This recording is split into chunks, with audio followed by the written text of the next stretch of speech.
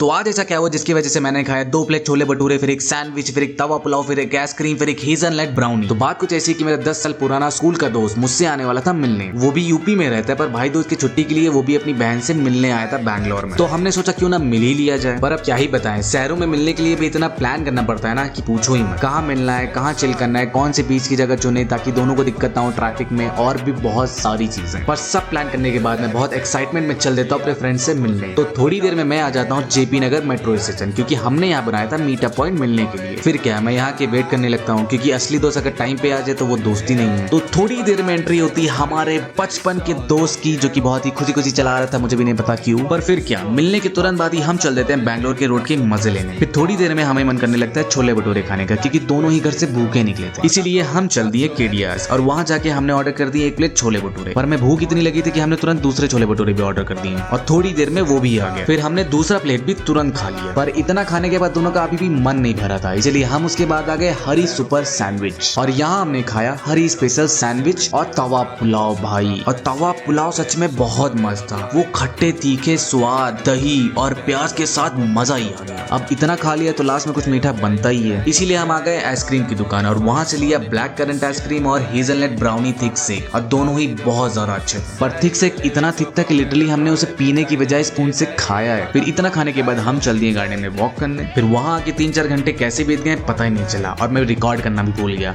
नया नया इन्फ्लुएंसर बनाओ ना इसीलिए। पर अब इतने साल बाद मिलेंगे तो अब बात तो रहेगी ना बात करने के लिए। पर ओवरऑल दिन बहुत मजेदार बीता और बहुत मजा आया। फिर लास्ट में मैं थोड़ा बारिश में भीगते हुए आ गया अपने घर। तो आज के लिए इतना ही, मिलते हैं नेक्स्ट व्लॉग में, बाय बाय।